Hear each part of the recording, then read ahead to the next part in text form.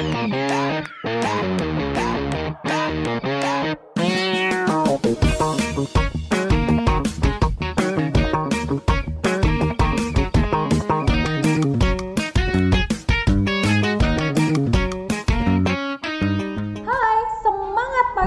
Seekers, bagaimana nih kabarnya? Semoga saat ini semua Signal Seekers boleh dalam keadaan yang sehat dan semangat.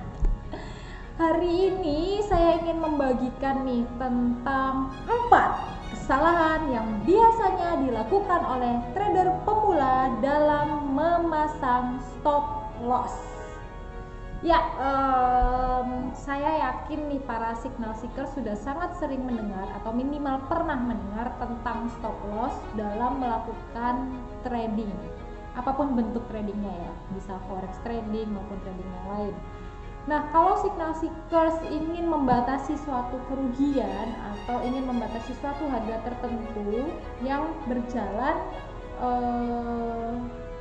berlawanan arah dengan harga running yang signal seekers ambil, signal seekers boleh memasang stop loss, dan ini tujuannya tentunya untuk membatasi atau mengurangi resiko kerugian yang bisa signal seekers terima akibat harga running yang berlawanan arah dengan harga yang atau dengan posisi yang signal seekers ambil.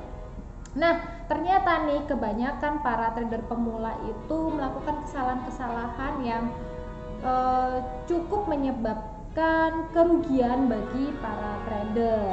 Hal itu biasanya dilakukan karena adanya inkonsistensi atau kekurangtahuan tentang makna dari stop loss itu sendiri. Nah, kesalahan yang pertama adalah tidak merencanakan stop loss dari awal.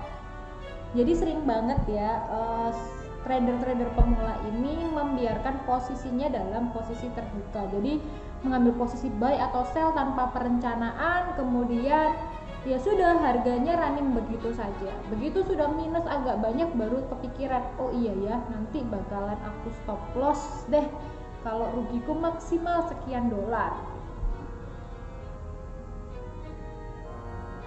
Kasian sih sebenarnya, karena sudah rugi terus dia baru pikir untuk membatasi kerugiannya.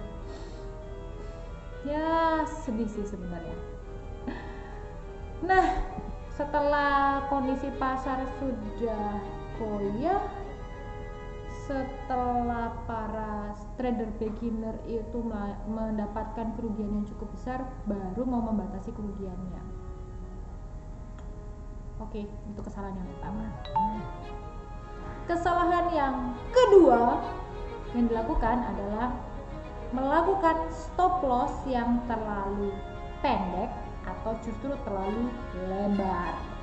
Nah, yang namanya stop loss itu fungsinya adalah untuk membatasi kerugian, dan tentunya kita tidak asal menaruh atau meletakkan letak titik stop loss. Saya sampai belibet nih ya. Jadi kita nggak boleh nih sembarangan, oh aku asal aja nih buy atau sell satu produk tertentu kemudian stop loss terus sembarangan juga gitu, terlalu mepet. Mungkin kalau kita beli XAU USD, kita beli di harga 1.700, kita stop lossnya ya di 1.699, cuma 1 poin. Ya nggak sampai 3 detik mungkin udah kena stop lossnya gitu kan. Ngeri ya. Jadi alangkah baiknya saat kita melakukan trading itu terplanning, kita mau ambil buy atau sell di harga berapa, kemudian kita lakukan stop loss di harga berapa, dan juga take profit di harga berapa. Itu semua harus terplanning dengan pembelajaran yang benar. Nah, stop loss yang terlalu pendek justru akan menyebabkan signal seekers mengalami kerugian berkali-kali, karena berkali-kali trading, berkali-kali harga menyentuh angka stop loss karena terlalu pendek. Jadi kita sebelum memasang stop loss kita harus tahu nih level atau pergerakan harga suatu produk tersebut sudah dalam berapa range, berapa poin. Maka kesempatan signal seekers melakukan trading berapa poin, sehingga signal seekers bisa menentukan kalau range-nya sudah lebar, posisi harga running sudah di bawah misalnya, signal seekers mau buy, tapi signal seekers memberikan analisa kalau sampai turun ke angka sekian maka harus dihentikan karena ada kemungkinan keesokan harinya akan melanjutkan harga lebih rendah lagi, misalnya seperti itu. Jadi kalau terlalu pendek belum sampai ke harga yang kita prediksikan sudah kena stop loss, belum sampai take profit sudah kena stop loss, begitu berulang kali.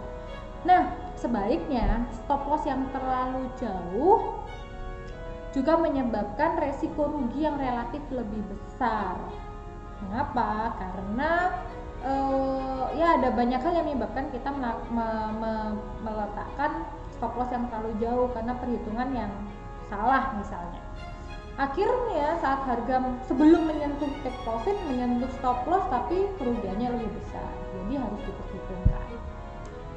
Ya, resiko stop loss untuk para trader pemula biasanya di kisaran 1 sampai 5% dari modal untuk setiap kali transaksi. Jadi para signal seekers bisa memilih sendiri nih batas transaksi atau batas resiko yang bisa signal seekers pegang gitu, sampai sejauh mana, berapa persen, berapa kali transaksi. Kemudian kita lanjut ya, kesalahan ketiga adalah memindah-mindah stop loss.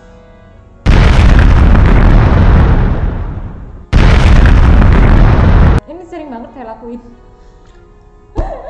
Jadi ini penyakit saya sih sebenarnya. Penyakit saya tuh dulu suka banget namanya mindah-mindah stop loss. Jadi saya ambil contoh aja ya, saya buy emas di angka 1920. Saya buy emas di angka 1920. Saya perkirakan akan naik karena saya buy emas. Ternyata harga kemudian saya hanya bisa menahan 5 poin untuk kerugian. Oke, 5 poin untuk kerugian. Saya pasang stop loss di 1915. Kemudian terjadilah gejolak market, saat itu sedang fundamental. Sempat naik, saya sempat profit, saya ambil take profit waktu itu 10 poin di 1930, sempat naik ke 5 poin, 6 poin, tapi terus berbalik arah dan cukup tajam. Nah, bayangan saya saat berbalik arah itu dia akan berbalik arah kembali. Akhirnya stop lossnya saya lepas, saya ganti ke 10 poin kerugian saya, dan ternyata kena stop loss. Sedih banget.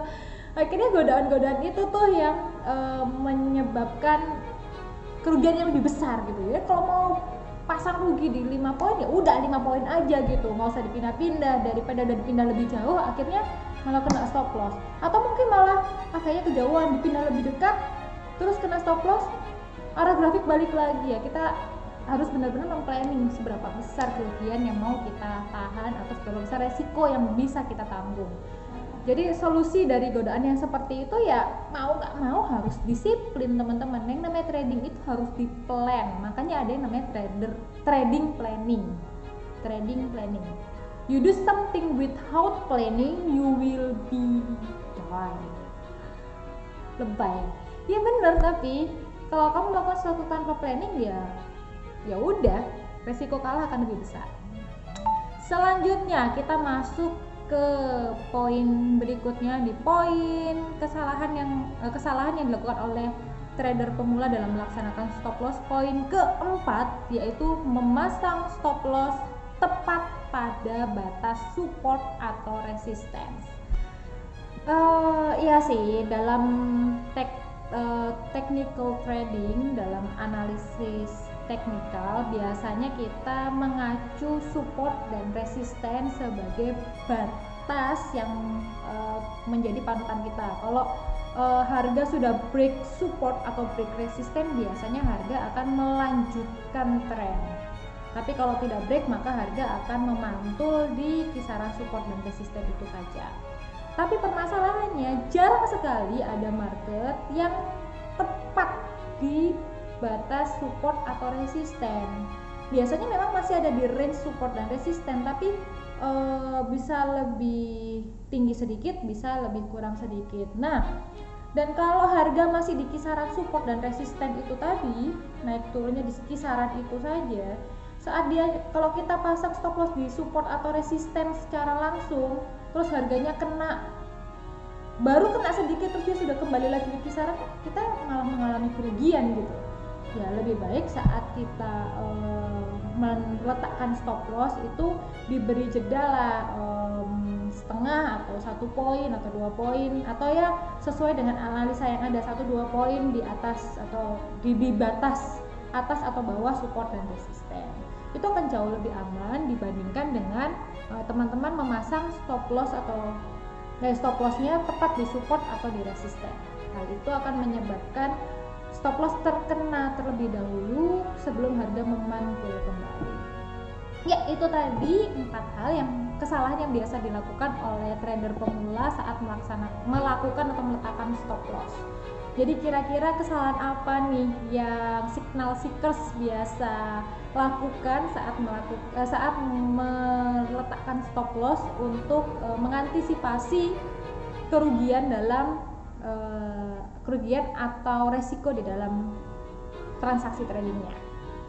Jadi kalau para signal seekers punya hal lain atau punya pengalaman lain tentang kesalahan-kesalahan tentang meletakkan stop loss ini tadi, boleh dong signal seekers sharing dan dibicarakan bersama-sama, jadi kita semua bisa belajar.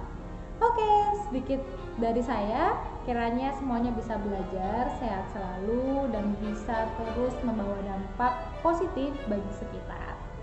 Salam sehat, salam semangat, bye bye.